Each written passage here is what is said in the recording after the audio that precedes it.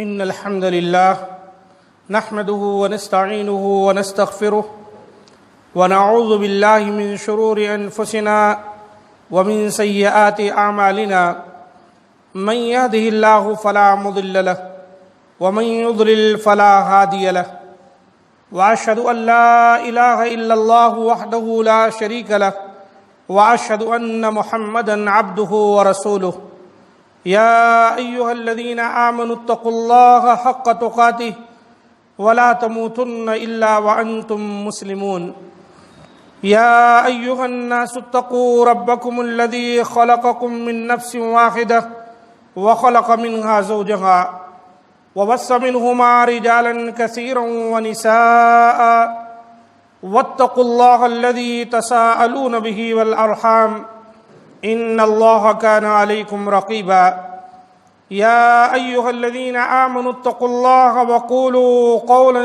سديدا يصلح لكم أعمالكم ويغفر لكم ذنوبكم ومن يطع الله ورسوله فقد فاز فوزا عظيما أما بعد فإن خير الحديث كتاب الله وخير الهدي هدي محمد صلى الله عليه وسلم وشر الأمور محدثاتها وكل محدثة بدعة وكل بدعة ضلالة وكل ضلالة في النار. قال الله تبارك وتعالى في القرآن المجيد والفرقان الحميد: فأعوذ بالله السميع العليم من الشيطان الرجيم من همزه ونفخه ونفثه بسم الله الرحمن الرحيم. أفغير دين الله يبغون وله أسلم من في السماوات والأرض طوعا وكرها وإليه يرجعون. رب اشرح لي صدري ويسر لي أمري واحلل عقدة من لساني يفقهوا قولي رب زدني علما. ربنا لا علم لنا إلا ما علمتنا إنك أنت العليم الحكيم.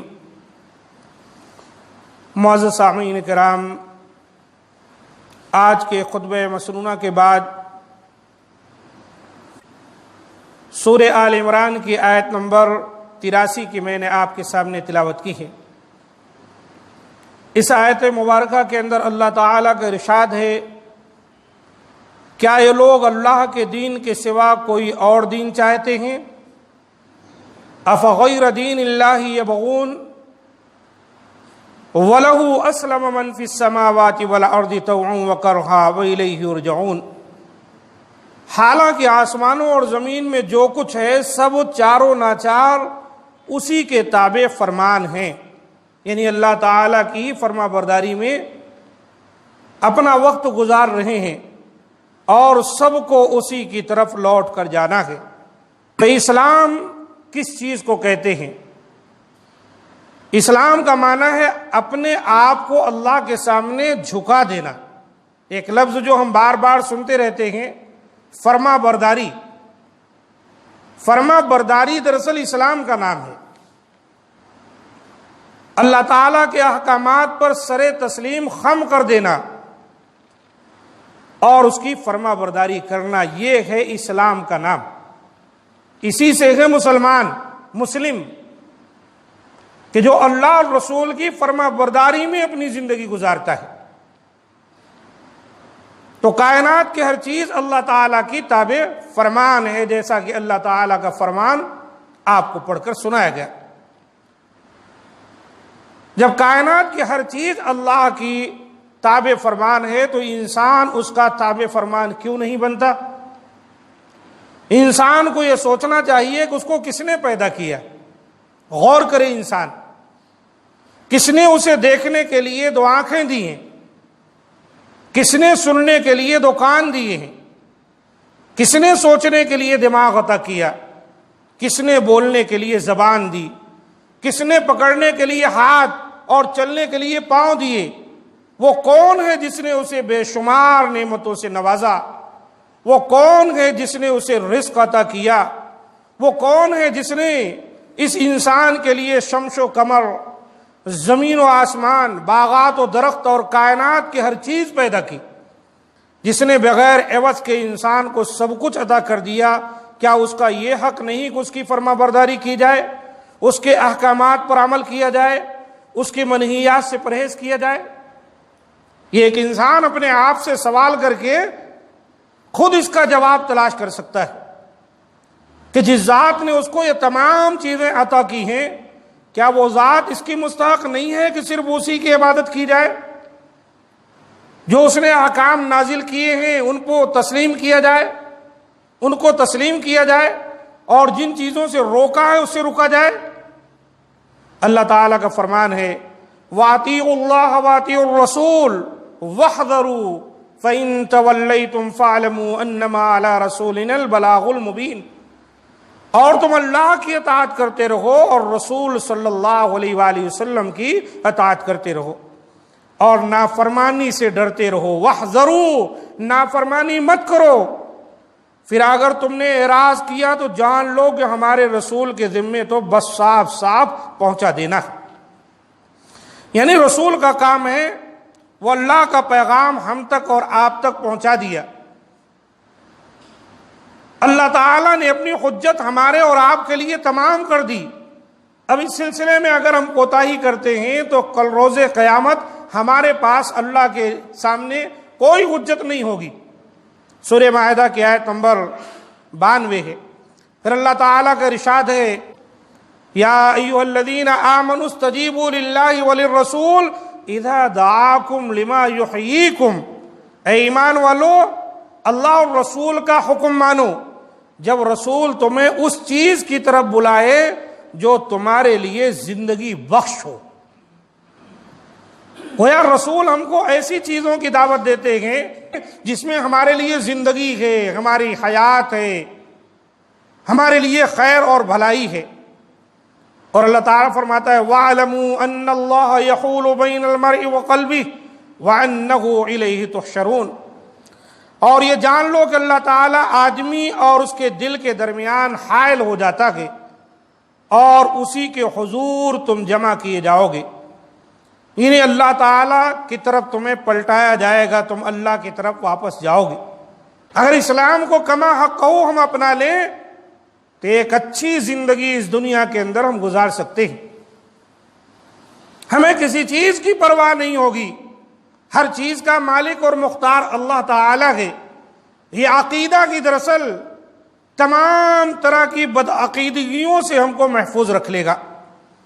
ان آیات میں اور اس طرح کے دیگر بے شمار آیات میں اللہ تعالیٰ نے اپنی فرما برداری اور اپنے رسول حضرت محمد صلی اللہ علیہ وآلہ وسلم کے اطاعت گزاری کا واضح حکم دیا ہے، جس کا مطلب یہ ہے کہ انسان بحیثیت مسلمان آزاد نہیں کہ جو چاہے اور جیسے چاہے کرتا رہے، بلکہ وہ اس بات کا پابند ہے کہ وہ جہاں کہیں بھی ہو اور جس حال میں بھی ہو ہر صورت میں اللہ اور اس کے رسول کے احکامات پر عمل درآمد کرے اور ان کی نافرمانی سے بچے۔ یہ ہے مسلمان، اسی کو اسلام کہتے ہیں۔ ورنہ اگر وہ منمانی کرتا رہے اور جو جی میں آئے اسے پورا کرنے پر تل جائے، یہ نہ دیکھے کہ اس سے اللہ تعالیٰ راضی ہوگا یا ناراض، تو ایسا انسان اپنی خواہشات کا پجاری ہوتا ہے اور وہ اس طرح کا طرز عمل اختیار کر کے جانوروں سے بھی بدتر ہو جاتا ہے۔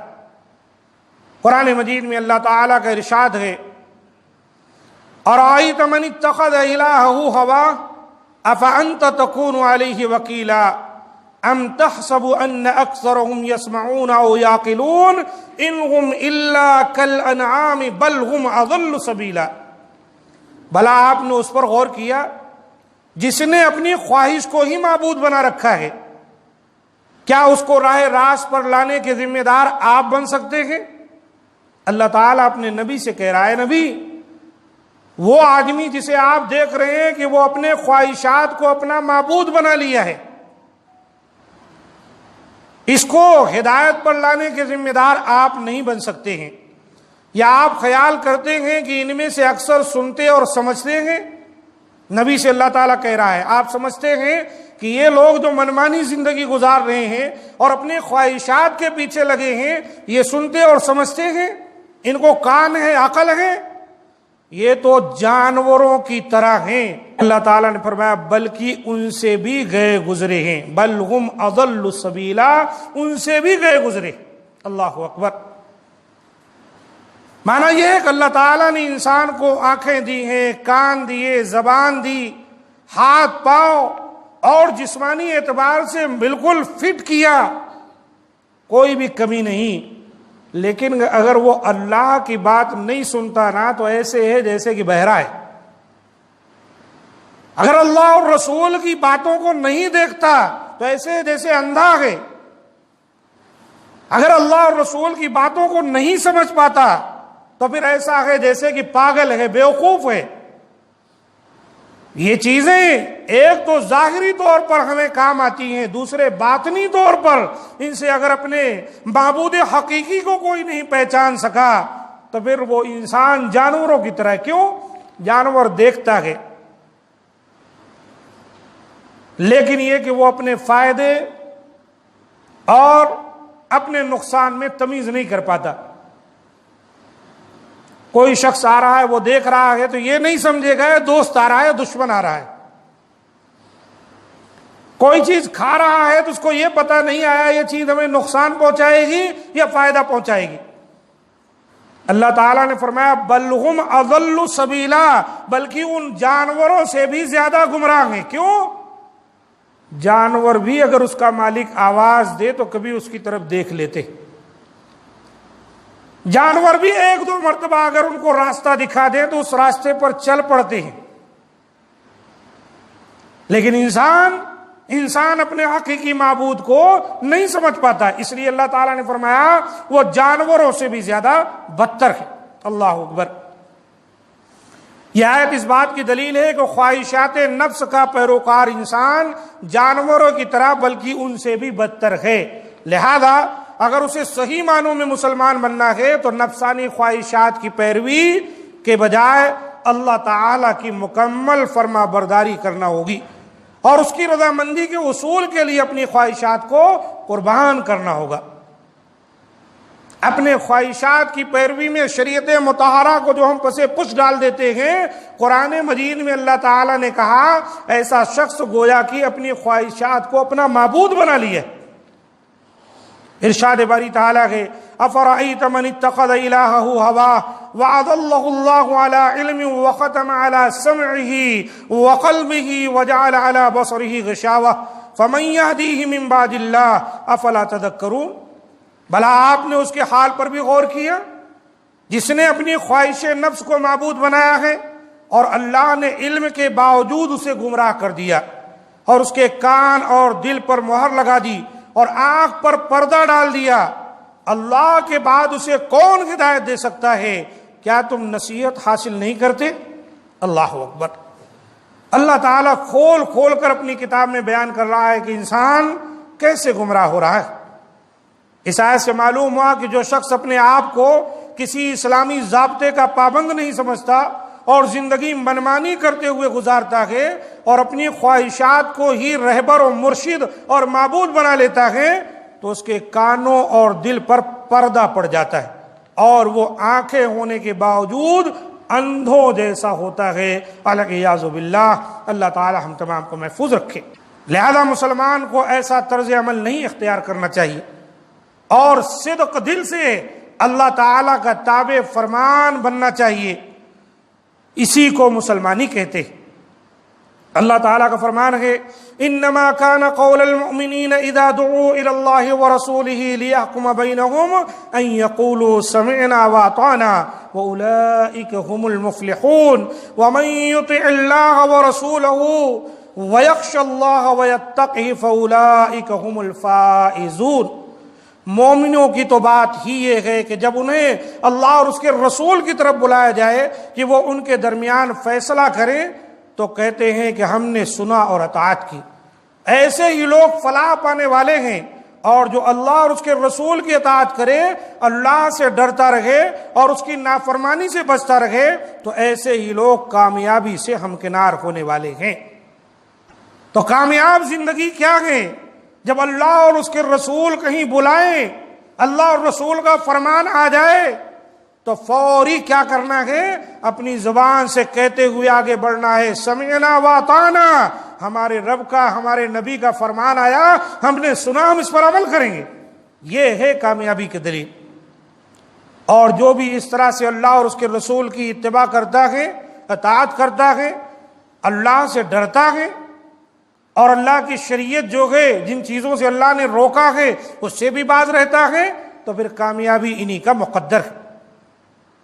اور جہاں تک خواہشات نفس کی پیروی کا تعلق ہے تو یہ مسلمان کے لیے انتہائی تباہ کن ہے۔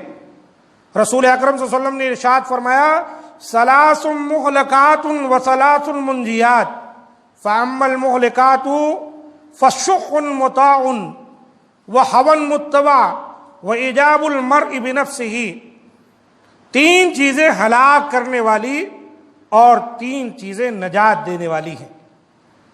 تین چیزیں ہلاک کرنے والی اور تین چیزیں نجات دینے والی ہیں۔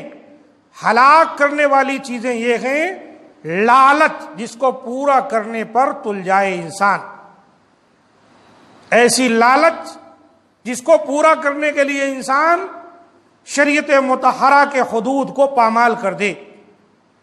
نمبر 2، خواہش نفس جس کی پیروی کی جائے۔ خواہش نفس کوئی چیز کہہ رہا ہے، اب شریعت کچھ بھی کہتی ہو سب کو چھوڑ کر نفس کی پیروی میں لگ جائے، یہ ہلاک کرنے والی چیز ہے۔ اور آدمی کی من پسندی، وَإِعْجَابُ الْمَرْءِ بِنَفْسِهِ، کہ بس یہ چیز مجھے پسند ہے، اب باقی چھوڑو کیا چیز ہے۔